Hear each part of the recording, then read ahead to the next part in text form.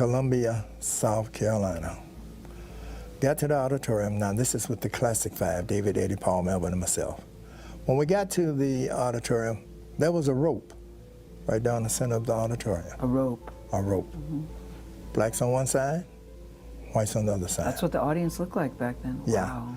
When we got there, we said, you got to be kidding, really? Hello, dear viewers. We're back. And today, we're diving into the dazzling world of Otis Williams.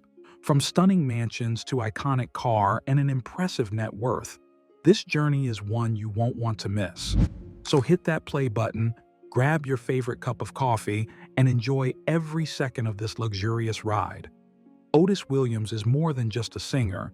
He's also an American songwriter, record producer, and the enduring soul behind the Temptations. As of 2025, his net worth is estimated at $8 million, built through decades of steady artistry and smart copyright management. A significant part of his income comes from touring. Despite being over 80 years old, Otis still performs with the Temptations in many places, especially at nostalgia events, music festivals, and joint tours with other legendary groups. Each year, such performances can bring him between $200,000 and $400,000, depending on the scale and schedule. In addition to performing, Otis also enjoys a steady income from music copyrights. Classic songs such as My Girl, Ain't Too Proud to Beg, or Papa Was a Rollin' Stone are still frequently used in movies, commercials, television, and streaming platforms. As a co-founder, co-producer, and part owner of the group, Otis can earn an additional $100,000 to $2,000 per year from this source. Not only stopping at music, Otis has also written memoirs, participated in producing documentaries and TV series about the group. The Temptations, published and reprinted several times, provided a small but steady income. Along with a television series based on the memoir, he continued to earn income from licensing rights. In years with reprints or films using material, his additional income could range from $50,000 to $100,000 a year. In total, Otis Williams' annual income now falls between $300,000 and $700,000, though. That's not a staggering figure compared to today's superstars, but it reflects Otis's lifestyle: stable, sustainable, and unpretentious. Otis Williams' journey began in Texarkana, Texas, where he was born on October 30th, 1941, as Otis Miles Jr. When his parents separated shortly after his birth, Otis was raised by his grandmother for the first time. At the age of 10, he moved with his mother and stepfather to Detroit, Michigan, which would later become the birthplace of Motown music. Otis soon fell in love with music and soon began forming his first group, Otis Williams and the Siberians. With friends, the group changed names from the El Domingos to the Distants. In 1959, the group released the song Come On, which gained a small local following and led to a contract with Warwick Records. However, that was just the beginning of a much longer journey. In 1961, Otis and the members auditioned at Motown, Berry Gordy's famous record label. The group was accepted and signed, changed their name to the Elgins, and finally took the name The Temptations. At that time, the lineup included Otis Williams, Elbridge Bryant, Melvin Franklin, Eddie Kendricks, and Paul Williams.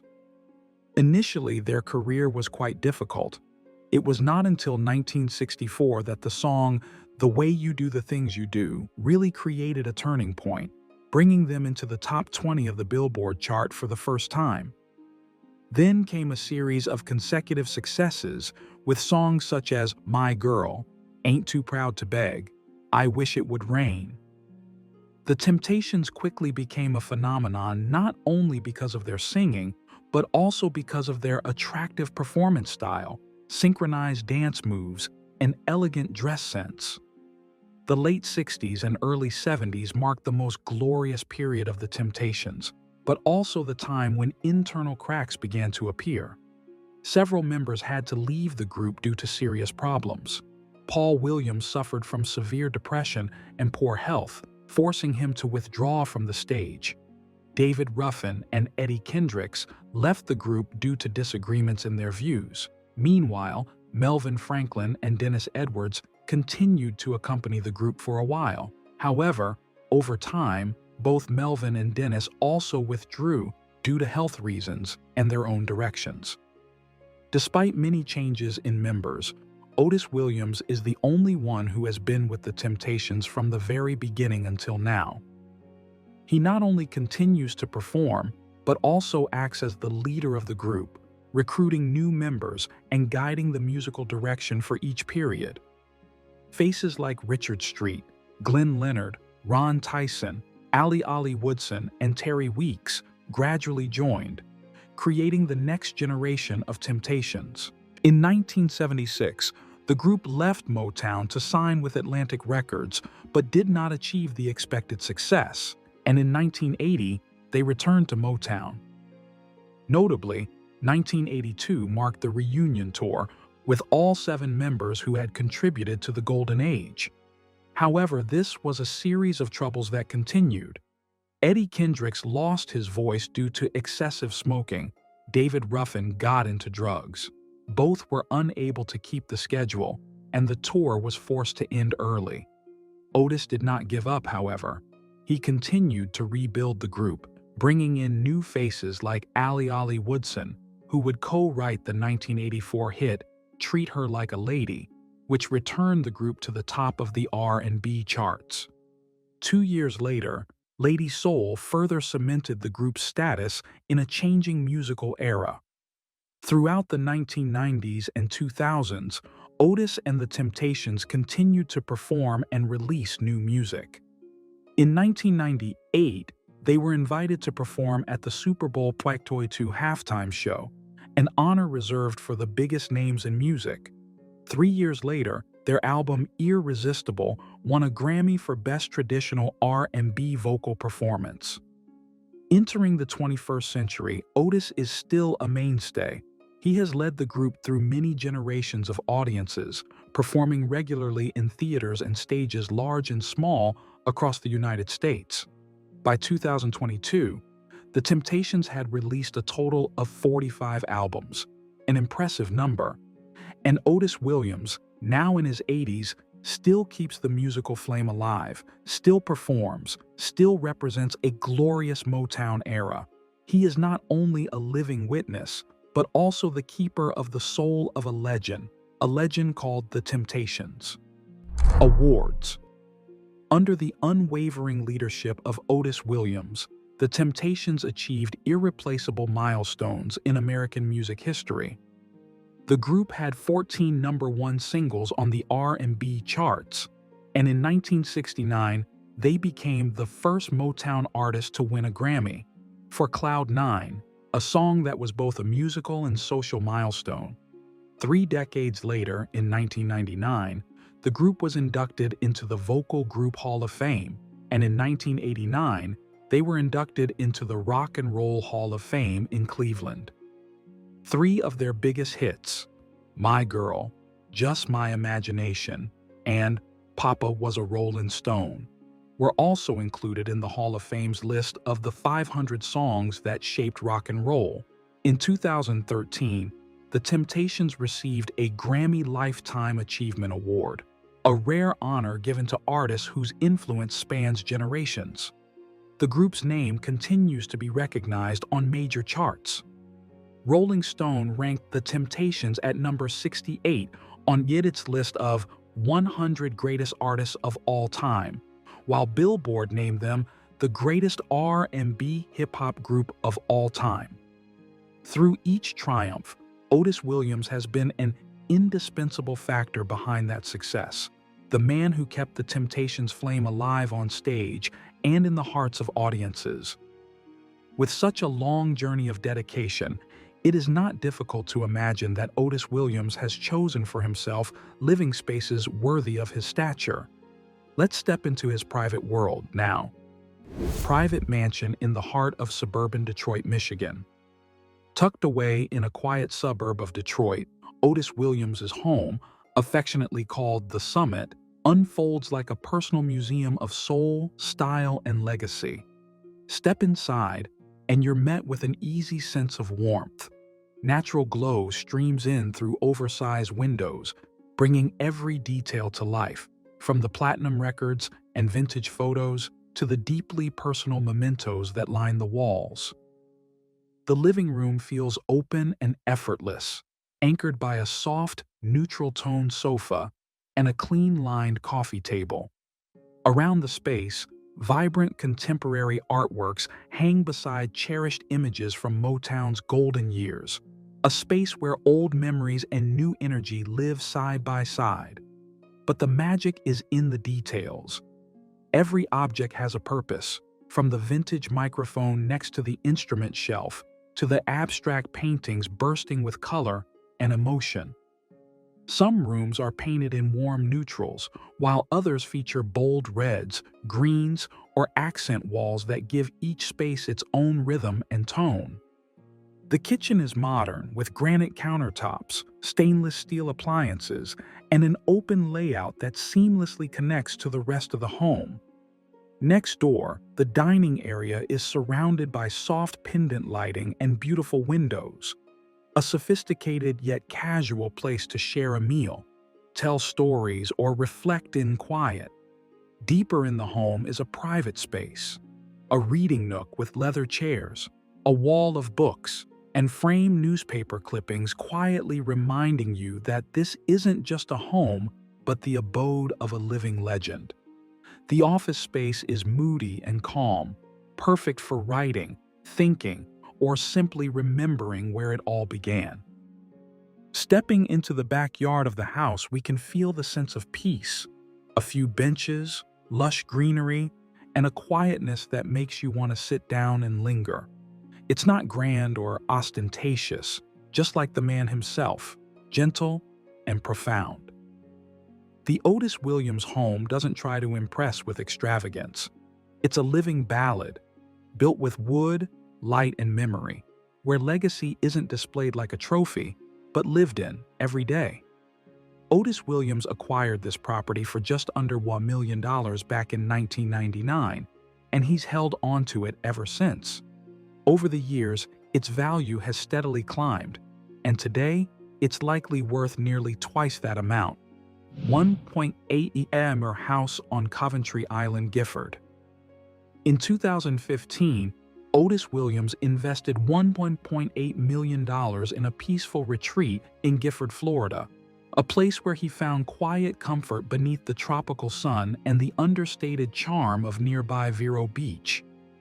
In the years that followed, he poured additional resources into renovating and refining the home, turning it into a true sanctuary. Tucked away at the end of a quiet street on Coventry Island, the residence offers a rare combination of total privacy and the breezy elegance of Florida's coastal lifestyle. At first glance, the two-story home exudes historic elegance: terracotta brick, a light facade, neatly trimmed trees, and neat landscaping create a harmonious blend without the need for any event. A three-car garage sits neatly to one side, giving way to a spacious walkway that leads into an open space where light and tranquility coexist. Step inside and natural light floods every room, highlighting the modern, coastal-inspired interior design. The living room features high ceilings and a shiplap fireplace for a cozy yet understated feel. From here, sweeping views of the lake and lush golf course behind open up a relaxing, resort-like setting every day. On the top floor, the master bedroom feels like a private oasis, spacious and tranquil, with sliding doors that open directly to the back deck and outdoor pool. Just steps away, a breathing green space, a hot tub, and shade-reducing trees appear before your eyes. The heart of the home is the smartly designed kitchen, seamlessly connected to the dining room and family room.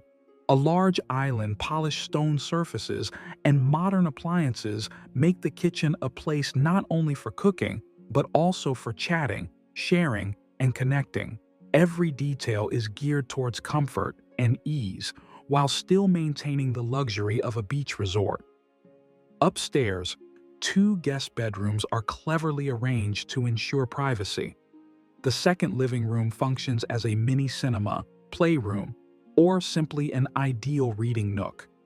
The enclosed balcony above overlooks the backyard, creating a relaxing nook where you can sip your morning coffee or relax in the quiet of the afternoon. The exterior is the final touch that makes this space truly a dream home. A free-form pool that doubles as a stream, a hot tub, a shaded porch, and unobstructed views of the lake and lush golf course. The entire space is enveloped in the tranquil atmosphere of a gated community where life is slow, green, and orderly. With over 3,200 square feet of living space, this is more than just a home. It's a retreat where you can find comfort, feeling, and peace in every day. A place to live slowly, live deeply, in the heart of Vero Beach nature. Otis Williams didn't drive to impress. He drove to remind the world of who he was. And few cars capture timeless elegance like his Rolls-Royce Silver Cloud Y, a classic that combined British craftsmanship with the quiet confidence of Motown royalty. Let's take a closer look at his iconic car. Cars. Finished in a refined ivory hue, the 1961 Rolls-Royce Silver Cloud II commands attention the moment it comes into view. Long, graceful, and undeniably majestic. Its upright grille, polished to a mirror shine, is crowned by the spirit of ecstasy, reminding you that this isn't merely a vehicle, it's a rolling work of legacy. With its wide white wall tires, gleaming chrome accents, and hand-sculpted bodywork, the car doesn't just move through space, it glides with presence. Beneath the sweeping hood lies a 6.2-liter V8 engine that delivers its power with poise and restraint. This isn't about roaring acceleration, it's about a feeling, a sense of floating.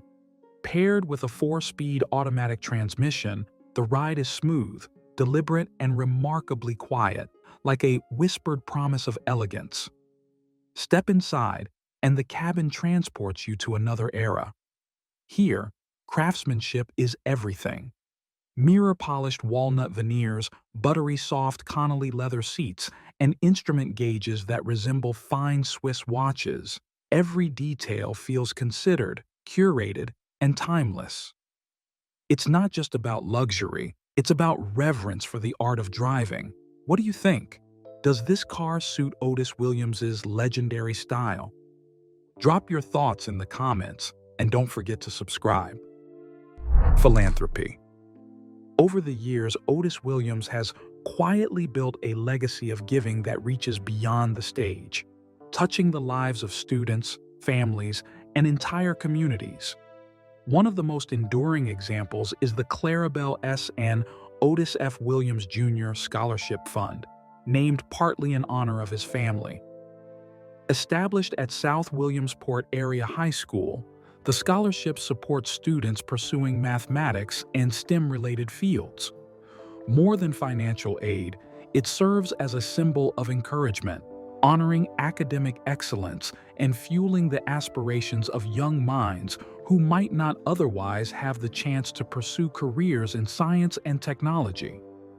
In the world of entertainment, Otis has lent his voice and presence to a variety of benefit concerts and charity galas.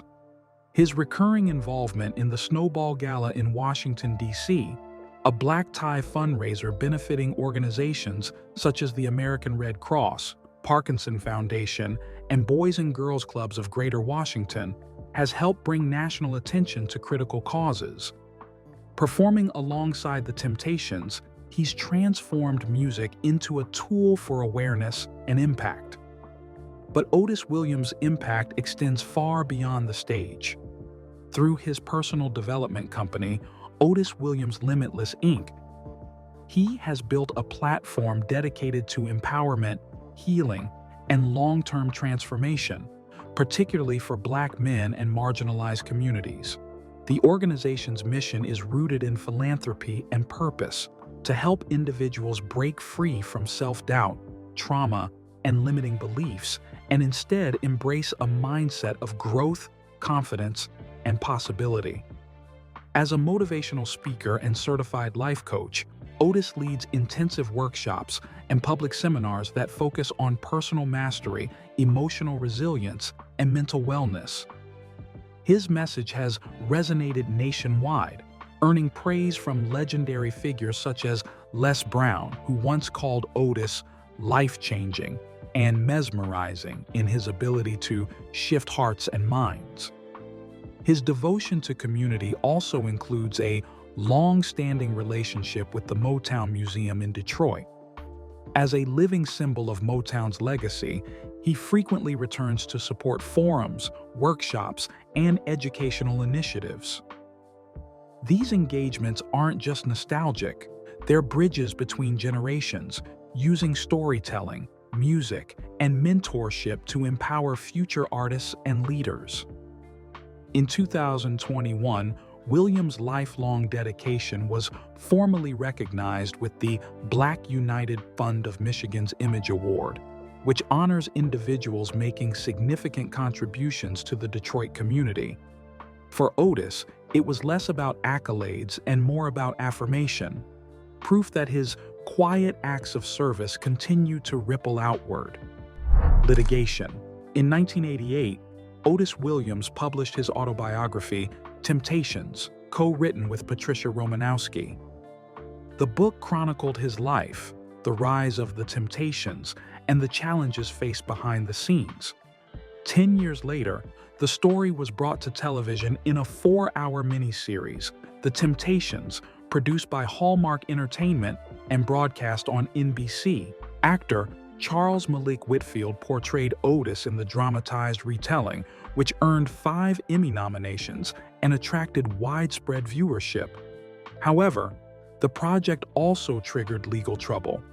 Following the miniseries' release, a defamation lawsuit was filed in 1998 against Otis Williams, Hallmark Entertainment, NBC, and Suzanne DePass, then vice president of Motown Productions.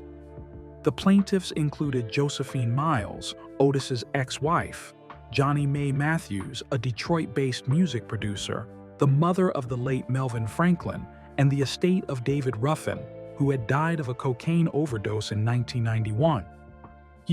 They claimed that the miniseries misrepresented them and their loved ones, damaging their reputations. The case was brought before the Los Angeles Superior Court. In 1999, the court ruled in favor of the defendants, stating that the dramatization of real-life events in the miniseries was protected under the First Amendment. The judge determined that the portrayals were either substantially true or fell within the bounds of artistic interpretation. The plaintiffs appealed the decision, but in 2001, the California Court of Appeal upheld the original ruling, effectively closing the case.